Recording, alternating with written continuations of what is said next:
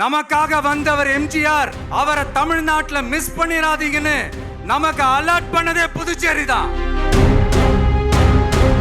இந்த விஜய் தமிழ்நாட்டுக்கு மட்டும் தான் குரல் கொடுப்பான்னு நினைக்காதீங்க. அப்படி பண்ணாத தவறு. புதுச்சேரி மக்களுக்கும் சேர்த்து தான் குரல் கொடுப்பான். அது என்னுடைய கடமையும் கூட. அடுத்த 50 வருஷத்துக்கான புதுச்சேரியோடைய வரலாற்றை புதுசா எழுதப்படும் தமிழக வெற்றி கழகத்தின் மூலமா இந்த புதுச்சேரி கவர்மெண்ட்டை பத்தி நாம சொல்லியே ஆகணும். இது டெஃபினட்டா தமிழ்நாட்டுல இருக்கிற மாதிரி நம்ம திமுக கவர்மெண்ட் மாதிரி கிடையவே கிடையாது.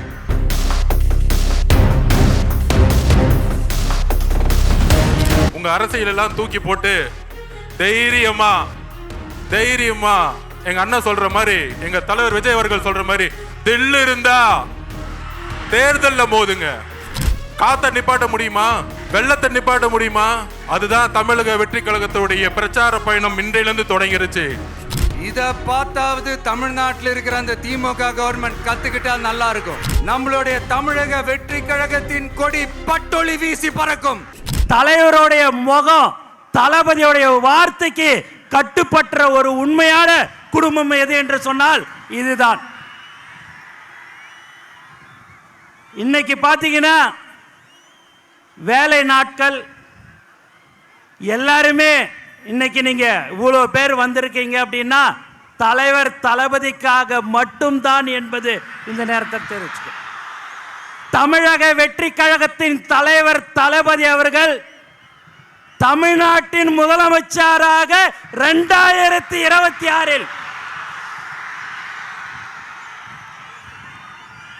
கண்டிப்பாக அந்த இடத்தை கண்டிப்பாக வருவார். அதேபோல் புதுச்சேரி மாநிலத்திலும் தமிழக வெற்றி கழகத்தின் ஆட்சி கண்டிப்பாக இருக்கும். ஏன்னா இங்க ரொம்ப முக்கியமா காவல்துறைக்கு ரொம்ப நன்றி. நிறைய ஒத்துழைப்பு கொடுத்தார்கள். மேலும் தலைவர் தளபதியை பார்க்கறதுக்கோசம் நீங்க ரொம்ப நாளை காத்து கொண்டிருக்கிறீங்க. காலையில 5 மணிலேருந்து எல்லாரும் நீங்க காத்திருக்கிறீங்க என்று சொன்னால் அதுதான் தலைவர் மேல் வைத்திருக்கிற பாசத்தின் காரணமாக, அன்பின் காரணமாக. வேற யாருக்காவது அனுமதி இல்லை, டோக்கன் கொடுக்கிறோம், QR கோடு, போலீஸ்ல 31 கண்டிஷன்லாம் போட்டு கொடுத்தாங்க. நீங்க எத்தனை கண்டிஷன் போட்டாலும் அந்த கண்டிஷனுக்கு உட்பட்டு நாங்க வருவோம். என் தலைவனை பார்க்க வருவோம்னு சொல்ற ஒவ்வொரு தோழருக்கும் இந்த நேரத்தில் நான் நன்றி தெரிவிச்சுக்கினே இருக்கிறேன். 72 நாள் கழிச்சு இந்த மாதிரியான ஒரு பொதுக்கூட்டத்துக்கு தலைவர் அவர்கள் வந்திருக்கிறாரு. தமிழ்நாட்டில் பார்த்தீங்கன்னா நம்மளை எங்கேயுமே விடக்கூடாதுன்றதுல தெளிவா இருக்கிறாங்க. எதை பண்ணாலும் சரிங்க, தலைவர் சொன்ன போல காத்த மறைக்க முடியுமா என்ன? எதுவுமே செய்ய முடியாது. தலைவரை யாராலையும் ஒன்றும் செய்ய முடியாது. தமிழக முதலமைச்சராக 2026 தலைவர் தளபதி அவர்கள் வருவார்.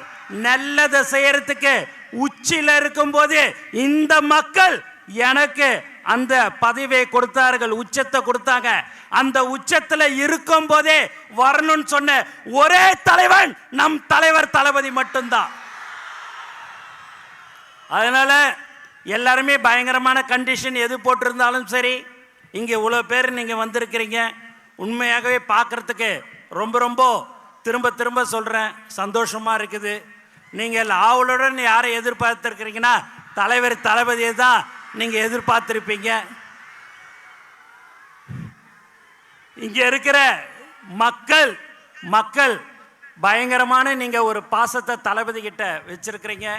அந்த பாசம் புதுச்சேரி மக்கள் இருந்தாலும் சரி, தமிழகமாக இருந்தாலும் சரி, அது எந்த ஒரு தமிழனாக இருந்தாலும் சரி, யாராக இருந்தாலும் சரி, பாசத்தை காட்டுற ஒரே தலைவன் நம் தலைவர் தளபதி மட்டும்தான். வேற யாரும் இல்லை. இந்த மாதிரியான ஒரு கூட்டத்தை இங்கே நம்ம பாண்டிச்சேரியில் கூப்பிடணும் அப்படின்னா ஒரு 6 மாதம் ஒர்க் பண்ணி எல்லாம் கொடுத்து எல்லாம் வான்னு சொன்னாதான் இங்கே வருவாங்க. இங்கே தலைவருடைய முகம், தலைவர் வராருன்னு சொன்னாலே வர்ற ஒரு உண்மையான ஒரு கூட்டம் எது என்று சொன்னால் இதுதான் நம்மளுடைய தமிழக வெற்றி கழகம். ஆகவே நீங்கள் எப்போதும் நம்மளுடைய தோழர்கள் இன்னும் 3-4 மாதம் கடுமையாக நீங்கள் உழைக்க வேண்டும். அதை உழைத்தால் கண்டிப்பாக நம்மளுடைய ஆட்சி கண்டிப்பாக புதுச்சேரி மாநிலத்திலும் இருக்கும் என்று கூறிக்கொண்டு எனக்கு வாய்ப்பு கொடுத்த தலைவர் தளபதி அவர்களுக்கும் மற்றும் அனைத்து நல்ல உள்ளவங்களுக்கும் நன்றி கூறி விடைபெறுகிறேன். நன்றி, வணக்கம்.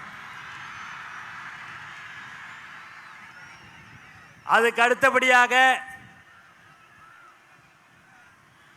தமிழக வெற்றி கழகத்தின் தேர்தல் மேலாண்மை பொதுச் செயலாளர் அர்ஜுன் அவர்கள் ஆதவ் அவர்கள் பேசுவார்கள் என்று தெரிவித்துக் கொள்கிறேன்.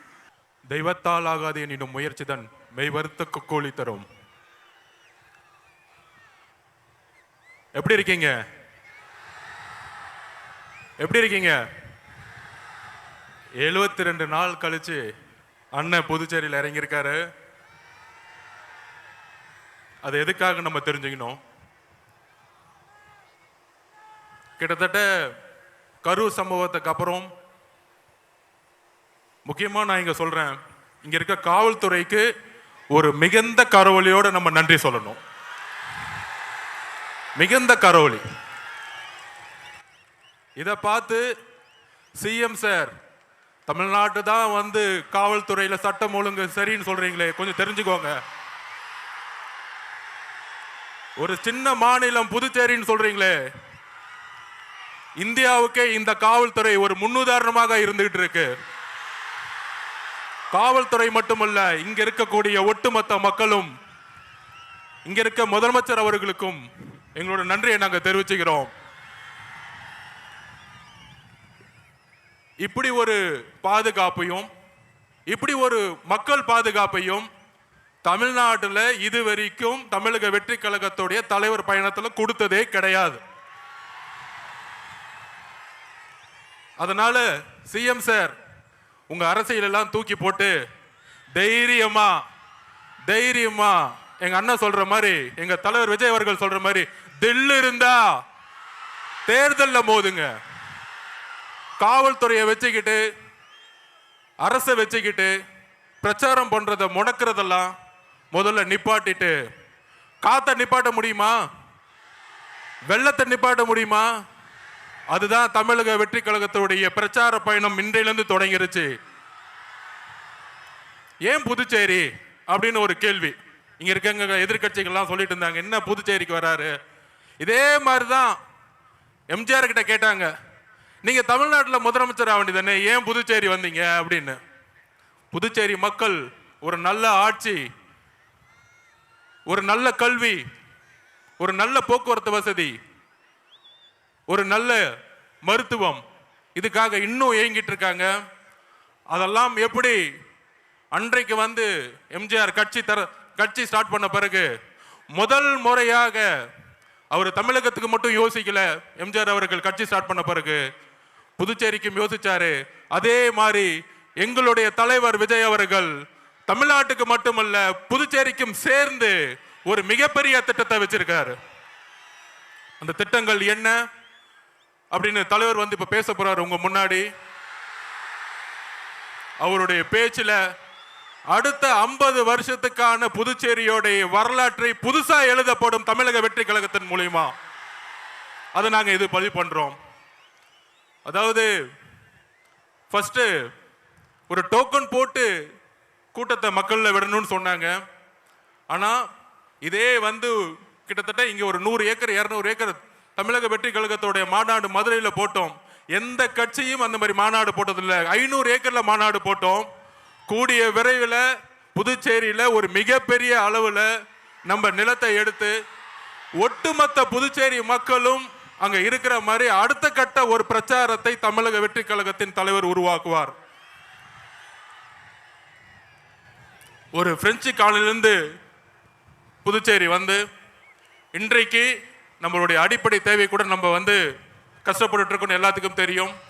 மாற்றம் வருமா அப்படின்னு இங்க இருக்கக்கூடிய இளைஞர்களுடைய ஒவ்வொரு முகமும் தெரியுது. மாற்றம் வருமா, எங்களுக்கு ஒரு வேலை வாய்ப்பு கிடைக்குமா, எங்களுக்கு ஒரு சிறந்த கல்வி கிடைக்குமா அப்படின்னு ஏக்கம்.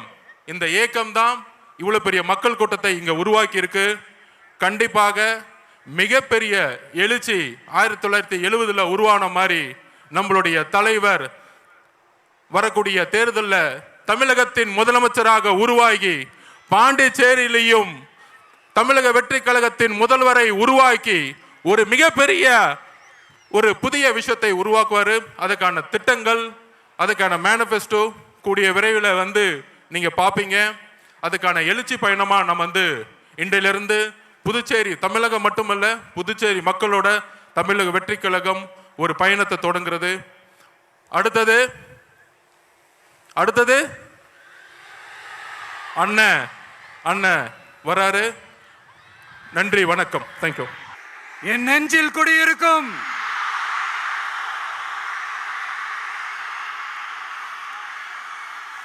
புதுச்சேரி மக்கள் உங்கள் அனைவருக்கும் என்னுடைய வணக்கம். வணக்கம் வணக்கம். எல்லாரும் எப்படி இருக்கீங்க?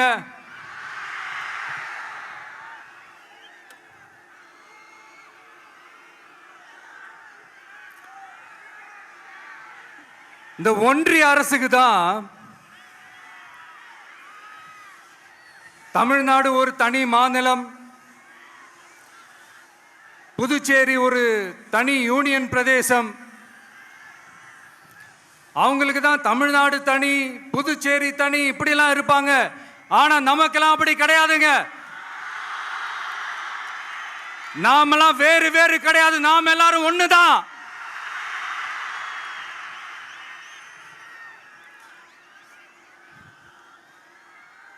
தமிழ்நாடும் புதுச்சேரியும் தனித்தனியாக இருந்தாலும் நாம் எல்லாரும் ஒண்ணுதான், நாம் எல்லாரும் சொந்தம் தான்.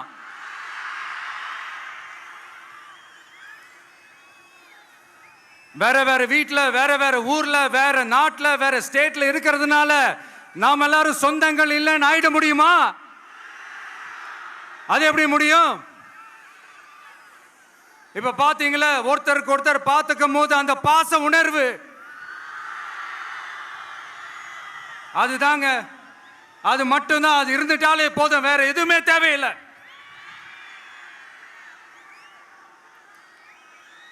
அதனால தமிழ்நாடு, புதுச்சேரி, கேரளா, கர்நாடகா, ஆந்திரா மட்டும் இல்ல, உலகத்துல எந்த மூலையில நம்ம வகைரா இருந்தாலும் அவங்க எல்லாருமே நம்மளோட உயிர் தான், அவங்க எல்லாருமே நம்மளோட உறவு தான். புதுச்சேரினாலே உடனே ஞாபகத்துக்கு வர்றது மணக்குள விநாயகர், அரவிந்தர் ஆசிரமம், வில்லியனூர் மாதான் சொல்லி இவங்க எல்லாரும் ஞாபகத்தில் வருவாங்க. அது மட்டும் இல்ல, மகாகவி பாரதியார் அவர்கள் இருந்த மண், பாவேந்தர் பாரதிதாசன் அவர்கள் பிறந்த மண். அது மாதிரி இன்னும் சிறப்புகளை அடுக்கிக்கிட்டே போலாம். ஆனா அரசியல்னு வந்துட்டா ஒரு முக்கியமான விஷயத்தை பத்தி நம்ம சொல்லி ஆகணும். 1977 புரட்சி தலைவர் எம்ஜிஆர் அவர்கள் தமிழ்நாட்டில் ஆட்சி அமைச்சாங்க. ஆனா அதுக்கு முன்னாடியே 1974 இங்க புதுச்சேரியில அவங்களோட ஆட்சி அமைஞ்சது. அதனாலதான் அப்பவே சொன்னாங்க, நமக்காக வந்தவர் எம்ஜிஆர், அவரை தமிழ்நாட்டில் மிஸ் பண்ணிடாதீங்கன்னு நமக்கு அலர்ட் பண்ணதே புதுச்சேரி தான். அப்படிப்பட்ட புதுச்சேரியை நம்மளால மறக்க முடியுமா?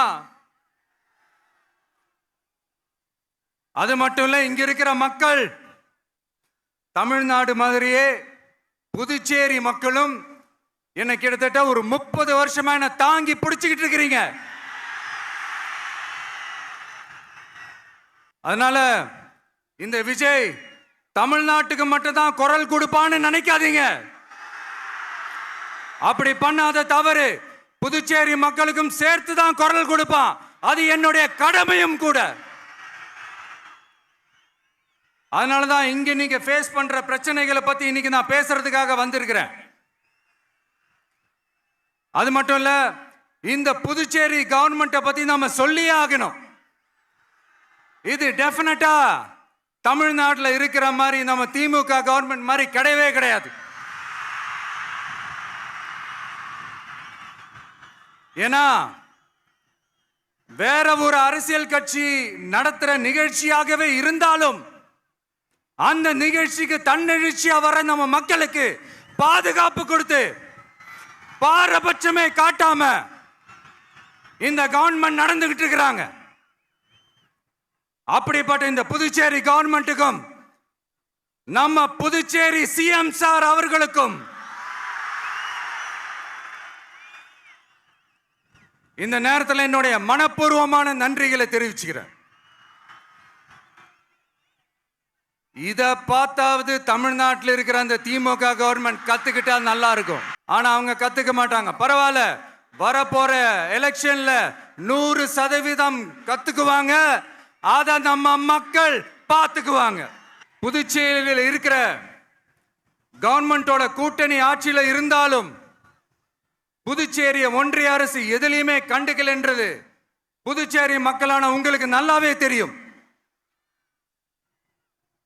மாநில அந்தஸ்து கோரிக்கையை மட்டுமா கண்டுக்கல, இங்க வளர்ச்சி ஏற்படவும் துணை நிக்கவே இல்லைன்னு கேள்விப்படுறோம். இந்த புதுச்சேரிக்கு இன்னும் மாநில அந்தஸ்து கொடுக்கல. மாநில அந்தஸ்து வேணும்னு கேட்டு பல முறை சட்டசபையில் தீர்மானம் போட்டு ஒன்றிய அரசுக்கு அனுப்பி வச்சுக்கிட்டே இருக்கிறாங்க. இந்த வருஷம் கூட மார்ச் மாசம் 27ஆம் தேதி 2025 அன்னைக்கு ஒரு தீர்மானம் போட்டாங்க. அது மாநில அந்தஸ்து வேணும்னு கேட்டு ஒன்றிய அரசுக்கு அனுப்புற 16வது தீர்மானம். புதுச்சேரி காரைக்கால் பகுதிகளில் மூடப்பட்ட 5 மில்கள், பல்வேறு தொழிற்சாலைகளை மீண்டும் திறக்கிறதுக்கு இதுவரைக்கும் ஒரு துரும்ப கூட கிள்ளி போடல. பல்லாயிரக்கணக்கான இளைஞர்களோட வேலை வாய்ப்புக்காக எதையுமே செய்யல. இங்க ஒரு ஐடி கம்பெனி உருவாகணும்ன்றது எண்ணமே இல்லை. அதை பத்தி யார் பேசினாலும் அது அவங்க காதல விழவே விழல.